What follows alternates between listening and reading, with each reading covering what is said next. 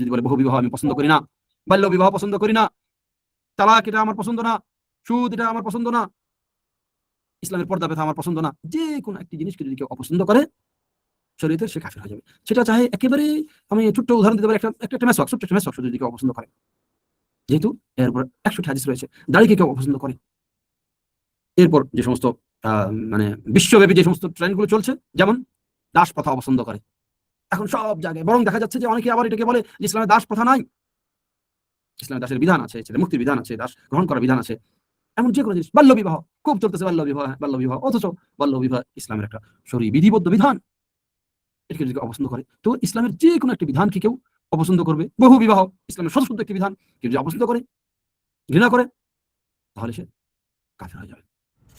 يا أخي تفكر، هل أنت تبت إلى الله توبة نصوحا تنفعك عند الله أو لا؟ بسم الله الرحمن الرحيم. من أبغض شيئا مما جاء به الرسول صلى الله عليه وسلم ولو عمل به كفر. الحمد لله والصلاة والسلام على رسول الله, أما بعد. সম্মানিত উপস্থিতি, আল্লাহ রাব্বুল আলামিনের অশেষ মেহেরবানিতে আজ আমরা আন-নাকিদুল খামিস, মান আবগাদা শাইআন মিম্মান জাআ বি রাসূলুল্লাহ সাল্লাল্লাহু আলাইহি ওয়াসাল্লাম ওয়ালাউ আমিলা বিহি কাফার, মুআল্লিফ রাহিমাহুল্লাহ এর এই বাণীর ব্যাখ্যা দিব ইনশাআল্লাহ। যেমনটি লেখক বলেছেন, কোন ব্যক্তি মান আবগাদা শাইআন মিম্মান জাআ বি রাসূলুল্লাহ সাল্লাল্লাহু আলাইহি ওয়াসাল্লাম ওয়ালাউ আমিলা বিহি কাফার, যে ব্যক্তি এমন কোন কাজকে অপছন্দ করলো যা রাসূলুল্লাহ সাল্লাল্লাহু আলাইহি ওয়াসাল্লাম নিয়ে এসেছে, যদিও তার উপর সে কাজ আমল করে, তবু সে কাফের।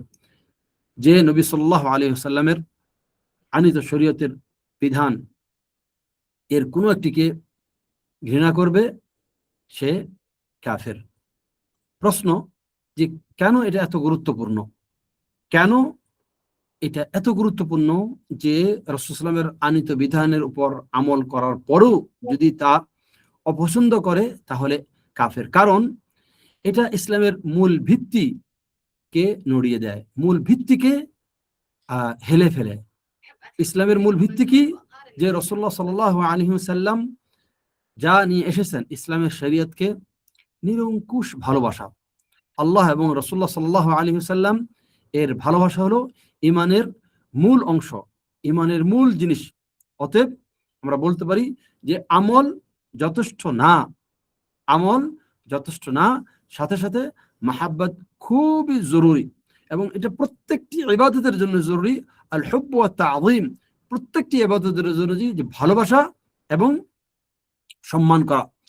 তো যদিও সে এর উপর আমল করে, তাও কি যথেষ্ট না? অর্থাৎ কেউ বাহ্যিক আমল করলে যদি সে আন্তরিকভাবে শরীয়তকে পছন্দ না করে, ঘৃণা করে, তাহলে সে কি কাফির হয়ে যাবে? জি, এর দলিল আল্লাহ বলেছে যালিকা বিআন্নাহুম কারিহু মা আনজালাল্লাহ। কারণ এরা কেন কুফর হয়ে গেল? এরা আল্লাহ রাব্বুল আলামিন যা নিয়ে এসেছেন সেই জিনিসকে তারা অপছন্দ করে, কারহ করে, ভালোবাসে না। তো রাসূলুল্লাহ সাল্লাল্লাহু আলাইহি ওয়াসাল্লামের এই দিন, ইসলামের কোন বিধানকে যদি কেউ অপছন্দ করে, যদিও সে কাজ করে, যেমন পর্দা করা, যেমন সালাত, যাকাত, সিয়াম, এই হজ, ইসলামের যে সমস্ত শাস্তি বিধান রয়েছে, হজকে অপছন্দ করে, জিহাদকে অপছন্দ করে, ইসলামের উত্তরাধিকার আইনকে অপছন্দ করে, এরপরে অনেক এই যে কোনো জিনিসকে যদি সে অপছন্দ করে, তাহলে সে কাফির হয়ে যাবে। কেউ যদি বলে বহু বিবাহ আমি পছন্দ করি না, বাল্য বিবাহ পছন্দ করি না, তালাক এটা আমার পছন্দ না, সুদ এটা আমার পছন্দ না,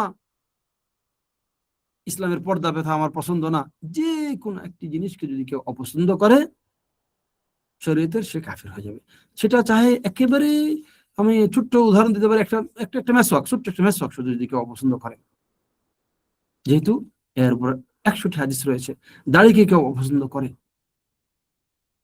এরপর যে সমস্ত মানে বিশ্বব্যাপী যে সমস্ত ট্রেন্ডগুলো চলছে, যেমন দাস প্রথা অপছন্দ করে এখন সব জায়গায়, বরং দেখা যাচ্ছে যে অনেকে আবার এটাকে বলে যে ইসলামে দাস প্রথা নাই, ইসলামে দাসের বিধান আছে, ছেলে মুক্তির বিধান আছে, দাস গ্রহণ করার বিধান আছে, এমন যে কোনো জিনিস, বাল্য বিবাহ খুব চলতেছে, বাল্য বিবাহ, অথচ বাল্য বিবাহ ইসলামের একটা শরীয়ী বিধিবদ্ধ বিধান।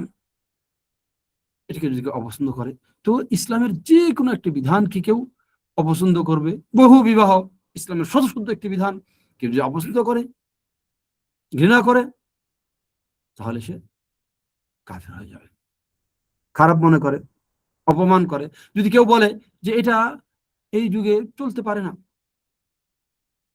অথবা যদি কেউ এরকম মনে করে যে মানব রচিত বিধানগুলো এই যুগের জন্য অত্যন্ত উপযোগী, তো এই যে কোনো জিনিস যদি কেউ করে, তাহলে সে কাফের হয়ে যাবে। এখন অপছন্দ করা, ঘৃণা করা আর স্বভাবগত কারণে সেটাকে ভালো না বাসা, দুইটা এক না। রাসূলুল্লাহ সাল্লাল্লাহু আলাইহি ওয়াসাল্লাম দব বা সান্ডা বা গুইসাপের মতো একটি যে প্রাণী রয়েছে, গুইসাপ না, তো এটাকে রাসূলুল্লাহ সাল্লাল্লাহু আলাইহি ওয়াসাল্লাম খাননি, কিন্তু তিনি শারআন এটাকে হারাম মনে করেননি, সাহাবীরা খেয়েছেন, তিনি খাননি। তো এই যে স্বভাবজাত জিনিস, এটার সাথে মানে এটা মানুষের ন্যাচারাল হতে পারে। যেমন আপনি সমস্ত হালাল জিনিসকে আপনি পছন্দ করেন না, সব হালাল জিনিসকে আপনি ভালোবাসেন না। ঝাল, টক, মিষ্টি অনেক কিছু আছে যেগুলো শরীয়তে বিধিবদ্ধ, কিন্তু আপনি সেটাকে ভালোবাসেন না, কিন্তু সেটাকে আপনি ঘৃণা করেন না, সেটার বিরুদ্ধে আপনার অবস্থান না। তো অনুরূপভাবে আপনি যুদ্ধকে কষ্ট মনে করবেন, ঠান্ডা পানিতে উযু করা কষ্ট মনে করবেন। তো এই জিনিসগুলো হতে পারে, কিন্তু এই জিনিসগুলো জন্য সে কুফর হবে না। বহু বিবাহ মেয়েরা পছন্দ করে না, এরপরে অন্য স্ত্রী মানে তার মানে স্বামীর অন্য স্ত্রীর তার ঈর্ষা হয়, হতে পারে সেটা মানুষ যদি দেখে শাস্তি আরোপ করা হচ্ছে, সে এটা অপছন্দ করে, কিন্তু এর কারণে সে কুফর হবে না। তো মোট কথা যে আল্লাহ রাব্বুল আলামিনের যে শরীয়ত আছে সেটাকে ভালোবাসতে হবে। কুতিবা আলাইকুমুল কিতাল ওয়া হুয়া কুরহুল লাকুম। আল্লাহ রাব্বুল আলামিন নিজে বলেছেন যে তোমরা কিতালকে অপছন্দ করো, মানে কি অন্তর দিয়ে ভালোবাসো না, কিন্তু সেটাকে মানে ঘৃণা করো না। তো এই জিনিসগুলো আমাদেরকে বুঝতে হবে যে হ্যাঁ, ইসলামকে ভালোবাসতে হবে, মন দিয়ে ভালোবাসতে হবে, শরিয়তকে ভালোবাসা, রাসূলুল্লাহ সাল্লাল্লাহু আলাইহি ওয়াসাল্লামকে ভালোবাসা, ইসলামের মানে প্রত্যেকটি বিধানকে ভালোবাসা, সেটা ঈমানের ব্যাপার। বরং আল্লাহ রাব্বুল আলামিন বলেছেন কি আইনের ব্যাপারে, সুম্মা লা ইয়াজিদুনা ফি আনফুসিহিম হারাজাম মিম্মা কাদাইত, যে এই আল্লাহর বিধানের পর তোমার অন্তরে কোনো হারাজ মানে এরপরে কষ্ট থাকবে না, এরপরে তোমার অন্তরে গিলা থাকবে না, বলবে না যে এটা চলে না, এই শরীয়ত পুরনো শরীয়ত, এই আইন বর্বর, এটা আধুনিক যুগে চলে না, আমি এটাকে ঘৃণা করি, এটাকে আন্তর্জাতিক বিধানের সাথে এটা মানায় না। তো এই জিনিসগুলো আমাদেরকে খেয়াল রাখতে হবে। আল্লাহ রাব্বুল আলামিনের এই শাশ্বত বিধানকে যেন আমরা মন দিয়ে ভালোবাসি, আন্তরিকভাবে এই বিধানকে নিতে পারি, এই তৌফিক আল্লাহ রাব্বুল আলামিন আমাদেরকে দান করেন। খেয়াল রাখতে হবে, জি এখানে খেয়াল রাখতে হবে যে লেখক যে বিষয়টির কথা বললেন, বিশেষ করে মানুষের মাঝে এখন যে এরকমটি ছড়িয়ে গেছে যে যে জিনিস তাদের পছন্দ হচ্ছে না, যে জিনিস কোনো ব্যক্তির পছন্দ হয় না, যে জিনিস কোনো বিশেষ গোষ্ঠীর জন্য পছন্দ হয় না, কোনো বিশেষ ভাষাভাষীর জন্য পছন্দ হয় না, তারা অথবা দেখা যাচ্ছে যে সে একটি পর্যায়ে সেটাকে একেবারে অন্তর থেকে ঘৃণা করছে, অথবা এর বিরুদ্ধে সে কথা বলতেছে, অথবা সে এটার বিপক্ষে দলিল আদিল্লাহ পেশ করে যাচ্ছে, বিভিন্ন রকম হুজ্জত দিচ্ছে। কেউ কেউ সুন্দরভাবে সুন্দর মূলকে ভালোভাবে গুছিয়ে দিয়ে কথা বলতে পারছে, যেন ভাবটা এরকম সে এই শরীয়তকে আসলে ঘৃণা করছে না, কিন্তু এই শরীয়তের বিরুদ্ধে তার স্ট্যান্ড। এটা মারাত্মক ব্যাপার। এখানে আল্লাহ রাব্বুল আলামিনের পরীক্ষা আমাদেরকে বুঝতে হবে যে প্রত্যেক নবীদের জন্য আল্লাহ পরীক্ষা দিয়েছিলেন, প্রত্যেক উম্মতের জন্য আল্লাহ পরীক্ষা আছে, আর আমরা মুহাম্মাদিয়া আমাদের জন্য আল্লাহ রাব্বুল আলামিন বিশেষ কিছু পরীক্ষা রেখেছেন। অতএব আমরা এই পরীক্ষার জন্য ফেল না করি। খেয়াল রাখতে হবে যে আল্লাহ রাব্বুল আলামিন সাহাবীদের জন্য পরীক্ষা দিয়েছিলেন, আল্লাহ রাব্বুল আলামিন আম্বিয়া এবং রাসূলদের জন্য পরীক্ষা দিয়েছেন, ওয়ালা নাবলুয়ান্নাকুম বিশ-শাররি ওয়াল খায়রি ফিতনা, আমি তোমাদেরকে ভালো এবং মন্দ দিয়ে পরীক্ষা করব। সুবহানাল্লাহ, বনি ইসরাইলকে আল্লাহ রাব্বুল আলামিন পরীক্ষা দিয়েছেন যে কি এটা খাওয়া যাবে না, এটা করা যাবে না, এটা ধরা যাবে না, এই দিন এটা করা যাবে না। তো আমাদেরকে আল্লাহ রাব্বুল আলামিন কিছু কষ্ট জিনিস দিয়েছেন, যেটা সত্যিকার অর্থে আমরা বিগত দর্শে যে আলোচনা করছি, ইসলামে কোনো কষ্টকর জিনিস নাই। ইসলামে যা আসে শরীয়তুন সামহা, হানিফাতুস সামহা, অর্থাৎ সব হলো সুন্দর, সব হলো নরম, সব হলো সহনীয়, সব হলো অতীব কল্যাণকর। এখানে অকল্যাণের কিচ্ছু নেই, কিচ্ছু অকল্যাণে যা আছে শুধু কল্যাণ আর কল্যাণ আর কল্যাণ। এখানে যা আছে সব সাধারণ, এখানে যা আছে সব শরীয়ত, সবকিছু হলো যুগ উপযোগী, সবকিছু হলো সর্বসময়ের জন্যই মানে ব্যবহারযোগ্য এবং গ্রহণযোগ্য, আমলযোগ্য। তবে কোনো ব্যক্তি বিশেষে কিছু বিশেষ সময়ের জন্য হয়তো কারোর জন্য কষ্টকর হতে পারে, কিন্তু স্থায়ীভাবে এর পরিবর্তন হলো সবই কল্যাণকর। অতএব যদি আমার দৃষ্টিতে কল্যাণ নাও মনে হয়, তাও সেটাকে ঘৃণা করা যাবে না। আমার কাছে এটা ভালো না, বা আমার এটা সাধ্যের, আমার জন্য এটা ক্ষতিকর, অথবা আমার মানে স্বার্থহীনতা এখানে হচ্ছে, আমার হক নষ্ট হয়ে যাচ্ছে, আমি এখানে রিস্কে পড়ে যাচ্ছি, আমি এখানে ক্ষতির শিকার হয়ে যাচ্ছি, যেটাই হই না কেন, এটা সার্বিক ব্যাপার। এটা ইসলামী আইন হতে পারে, এটা পারিবারিক আইন হতে পারে, এটা বিবাহ শাদীতে হতে পারে, এটা আমার ব্যক্তি জীবনের কিছু ইবাদতের সাথে সম্পৃক্ত হতে পারে, কিন্তু সর্ব অবস্থায় শরীয়তকে অন্তর দিয়ে ভালোবাসা, সেখানে সারেন্ডার করা। খেয়াল, আপনারা হয়তো আলোচনা বুঝতে পারছেন যে আমাদের সমস্ত কথাগুলো কিসের ভিত্তিতে, কিসের উপর আবর্তিত হচ্ছে? আমাল কুলুব, অন্তর উপর। অন্তর আমাদের কোথায়, সেটা বারবার আল্লাহ রাব্বুল আলামিন আমাদেরকে পরীক্ষা করছেন। তো আন্তরিকভাবে শরীয়তকে ভালোবাসা, এটা হলো মানে এই জন্যই ওলামারা ইমানের ব্যাখ্যা কি দিয়েছেন? কাউলুন ও আমাল। সালফে সালিহিনরা ইমানের ব্যাখ্যা দিয়েছেন কি? কাউলুন ও আমাল। কাউল এবং আমাল, কথা এবং কাজ। কথা, কাজ, খুব খেয়াল রাখবেন যে ইসলামের দুইটি জিনিস, একটা হলো কথা আর একটা হলো কাজ। কথা, কাজ, কাউল, আমাল। মুখের কথা, অন্তর কথা, মুখের কাজ এবং হাত পায়ের কাজ। তো এই জিনিসগুলো যেন আমরা সারাক্ষণ মনে রাখি, এবং আমাদের এই এই এই আমাদের সমস্ত আলোচনাগুলো শুধু আসে ইমান এবং কুফরের আন্তরিক জিনিসগুলো দেখছি, যদিও অন্তর ছাড়াও কুফরি আছে। কেউ কেউ আবার কুফরি বলতে ভুল করে, কেউ কেউ মনে করে যে শুধু আন্তরিক। এখন আমরা যে কথাগুলো বলছি এগুলো বেশি কি আন্তরিক, কিন্তু অন্যান্য কিছু আছে যে আন্তরিক ভাবে দিনকে ভালোবাসার পরেও বাহ্যত কোনো কাজ যদি সে করে ফেলে, তাহলেও সে নিজেকে রিস্ক এবং কুফরির মাঝে ফেলে দিল। জি। অতএব যদি কেউ সালাতের শরীয়তকে ঘৃণা করে, অথবা যাকাতের শরীয়তকে, অথবা সিয়ামের শরীয়তকে, অথবা হজ্জের শরীয়তকে, অথবা একাধিক স্ত্রী গ্রহণের শরীয়তকে, যদি সে এসবকে ঘৃণা করে বা অপছন্দ করে, তাহলে সে কাফির হয়ে যাবে, কারণ এটি ইমানের সাথে সাংঘর্ষিক। কেননা আল্লাহ ও তার রাসূল সাল্লাল্লাহু আলাইহি ওয়াসাল্লাম এর প্রতি ভালোবাসা থাকা আবশ্যক। যে আল্লাহ ও তার রাসূল সাল্লাল্লাহু আলাইহি সাল্লামকে ভালোবাসে না, সে কাফির। তাই ভালোবাসার পূর্ণতা হলো আল্লাহ ও তার রাসূলের সাল্লাল্লাহু আলাইহি ওয়াসাল্লামের প্রতি ভালোবাসাকে সবকিছুর উপরে স্থান দেওয়া। তো এই যে রাসূলুল্লাহ সাল্লাল্লাহু আলাইহি ওয়াসাল্লামকে ভালোবাসা, তার দ্বীনকে ভালোবাসা, মুসলমানকে ভালোবাসা, ইসলামকে ভালোবাসা, মুসলিম ভূখণ্ডকে ভালোবাসা, ইসলামের সমস্ত পরিচয়কে ভালোবাসা, এটা অনেক বড় অধ্যায়। মান আহাব্বা লিল্লাহ ওয়া আ'তা লিল্লাহ ওয়া মানা'a লিল্লাহ ওয়া আবগাদা লিল্লাহ ওয়া মানা'a লিল্লাহ ফাকাদ ইসতাকমালাল ঈমান। যে আল্লাহর জন্য কাউকে দিবে, আল্লাহর জন্য কাউকে বঞ্চিত করবে, আল্লাহর জন্য কারোর সাথে ভালোবাসা করবে, আল্লাহর জন্য কারোর সাথে শত্রুতামি করবে, সে ফাকাদ ইসতাকমালাল ঈমান। তো ভালোবাসাটা ইসলামের একটা বিরাট দায়রা, একটা বিরাট পরিসার্কেল। এখান থেকে আমরা শর্ট একটি জিনিস বলছি কি, যে ঘৃণা করা। বলছি না যে আপনি সবাইকে ভালোবাসতে পারবেন, কিন্তু যে আল্লাহর জন্য সবকিছুকে ভালোবাসতে পারবে, সে ইমানের অনেক উচ্চ শিখরে পৌঁছে যাবে। বরং সালফে সালেহিনরা ভালোবাসায় এই পর্যন্ত পৌঁছে গিয়েছিলেন যে কেউ যদি তার উটটা বেশি দামে কিনেছে, ঘোড়াটা বেশি দামে কিনেছে, সে যে আবার টাকা ফেরত দিয়েছে, যে আমার গোলাম বুঝতে পারেনি যে আমার উটটা বেশি দামে বিক্রি করা হয়ে গেছে, যা টাকা তুমি ফেরত নাও, দামটা বেশি হয়ে গেছে। যে এটা হলো ভালোবাসার অনেক উচ্চতর লেভেল। কিন্তু আমরা আলোচনা করছি ইমানের সর্বশেষ লেভেলটা, যার নিচে আর ইমান নাই। একেবারে সর্বশেষ লেভেল কি? যে অপছন্দ করা, ঘৃণা করা ইসলামকে, ইসলামের কোনো জিনিসকে, শরীয়তকে।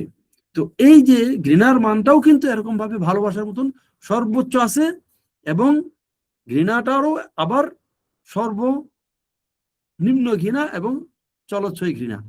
এখন আমরা নিজেরা এগুলো খোঁজ করে দেখি আমাদের ইমানের হালত কি। কোনো মুসলমানকে ঘৃণা করা, কোনো মুসলিম ভাষাকে, মুসলিম অবস্থাকে, মুসলিম টেরিটরিকে, এগুলো ইমানের অংশ। এগুলোকে আপনি যত বেশি বাড়াতে পারবেন তত বেশি উন্নত হবে, আর যত বেশি এগুলোকে নিচু করবেন তত পর্যন্ত আপনার ইমান কমবে, লাস্ট পর্যন্ত কমতে কমতে কমতে একেবারে ইসলাম বিধ্বংসী কাজে চলে আসবে।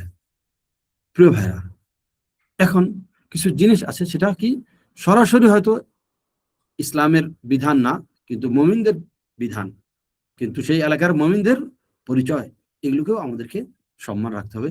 এগুলোর ব্যাপারেও ঘৃণা, অপছন্দ করা আমাদেরকে খেয়াল রাখতে হবে, কারণ সেই এলাকার মুসলমানদের সেটা পরিচয়। আমাদের বাঙালি মুসলমানদের হয়তো কিছু বিশেষ পোশাক রয়েছে, এখানকার আলেমদের বিশেষ কিছু ড্রেস রয়েছে, এখানকার ব্যক্তিদের বিশেষ কিছু চাওয়া পাওয়া আছে, যদিও তা শরীয়তের অংশ না, কিন্তু সেগুলোকে রেসপেক্ট করা, সেগুলোর বিরুদ্ধে স্ট্যান্ড না নেওয়া, এটা আমাদের দায়িত্ব। যদি সেটা মুসলিম পরিচয় বহন করে থাকে, তাহলে বুঝলাম যে ঘৃণা করার যে দায়রা, ঘৃণা করার যে সার্কেল, এটাও একটু স্বাভাবিক সার্কেলের চেয়ে বড়। ভালোবাসা যেরকম কিছু ভালোবাসা ফরজ ভালোবাসা, ঠিক ঘৃণা করাটাও, অপছন্দ করারও সার্কেলটা বড়। কিছু হলো শরীয়তের স্পষ্ট জিনিস, আর কিছু হলো শরীয়তের সাথে না, বরং শরীয়ত যারা পালন করে তাদের সাথে। এই জিনিসগুলো আমাদেরকে খেয়াল রাখতে হবে। তো আমরা এমন গল্প, এমন লিখনি, এমন নাট্য উপস্থাপন করা, এগুলো থেকে যেন খুব সতর্ক থাকি, খুব সতর্ক থাকি। ইসলামিক সরাসরি ইসলামের বিধান না, কিন্তু মুসলমানদের পরিচয় বহন করে, সেটা অনেক ছোট হতে পারে, ছোট থেকে ছোট হতে পারে, মুসলিম কোনো নাম, মুসলিম কোনো বিশেষ ব্যক্তিত্ব। তো এই জিনিসগুলো আমাদেরকে খেয়াল রাখতে হবে। এটার পরিসর কিন্তু অনেক বড়, অনেক বড় হতে পারে এর পরিসর।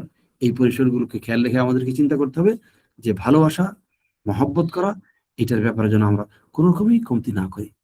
আমাদের দেশের আলেমদের কিছু পোশাক আছে, তাদের কিছু স্বকীয়তা আছে, যেগুলো হয়তো সরাসরি আমাদের শরিয়ত বিধিবদ্ধ না, কিন্তু শরিয়ত যারা পালন করে তাদের কাজ, সেগুলোকে আমাদেরকে প্রকাশ্যে ঘৃণা করা, প্রকাশ্যে এগুলোর ব্যাপারে কথা বলা থেকে স্মরণ রাখতে হবে। এরপর কথা হলো, যদি সেটা মুসলমানদের কোনো ব্যাপার থাকে, তাহলে মুসলমানদের যদি কোনো এমন কিছু কাজ থাকে যেটা আলেমরা করছে, কিন্তু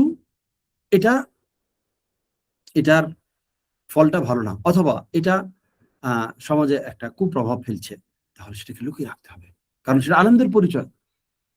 তাহলে সেটাকে আপনাকে প্রকাশ্যে তার বিরুদ্ধে ঘৃণা ছড়ানো যাবে না, কারণ দিন শেষে এটা আলেম ইসলামপন্থী হুজুরদের বদনাম হবে, যা একটি পর্যায়ে চলে এসে ইসলামের প্রতি ভালোবাসার ব্যাঘাত ঘটবে। শুধু তাই না, এটা এমন পরিণত হতে পারে যে কিছু মানুষদেরকে আল্লাহ রাব্বুল আলামিন সমাজে গ্রহণযোগ্যতা দিয়েছে ইসলামের কারণে, এবং তাদের প্রকাশ্য কোনো কাজ যা আসলে চলতে দেওয়া ঠিক না, কিন্তু এর বিরুদ্ধে যদি আপনার অবস্থান নেন, তাহলে দেখতে হবে যে এর ফলটা কি হচ্ছে। এর ফলটা যদি এমন হয় যে উপকারের চেয়ে ক্ষতি বেশি হয়ে যাচ্ছে, মুসলমানরা দিন বুঝতে না পেরে ইসলামেরই ঘৃণা করা শুরু করছে, তাহলে সেটা সাদ্দাদু কারিব, অর্থাৎ যতটুকু পারলেন সেটাকে লুকিয়ে রেখে এটা সংশোধনের জন্য কাজ করা। এর মানে কি? এর মানে আরো ব্যাপক পরিসরে দেখতে পারেন, আমরা ভাবুন যে এই পোশাকটা পড়ছে, এটা ইসলামের পোশাক না, কিন্তু এখানকার আলেমদের পোশাক। আমাদের দেশে টুপি পরা হচ্ছে, এটা হচ্ছে ইসলামের জিনিস না, কিন্তু সেখানকার আলেমদের জিনিস। ঠিক এইভাবেই প্রত্যেকটি ভূখণ্ডে, প্রত্যেকটি এলাকাতে মুসলমানদের কিছু স্বকীয় জিনিস রয়েছে, এগুলোকে স্মরণ রাখা।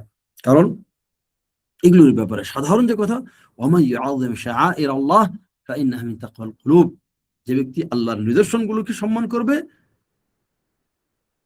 আল্লাহর নিদর্শনকে সম্মান করবে, এই আল্লাহর নিদর্শন সম্মান করা তার অন্তরে আল্লাহ ভীতির প্রমাণ পেশ করে, আল্লাহ ভীতির প্রমাণ পেশ করে। অতএব আমাদেরকে দেখতে হবে যে ইসলামের সাথে যেগুলো সম্পৃক্ত, এমন সমস্ত জিনিস কি অপমান, এমন সমস্ত জিনিসকে ঘৃণা করা, এমন সমস্ত জিনিসের মানহানি করা থেকে আমাদেরকে হেফাজত থাকতে হবে।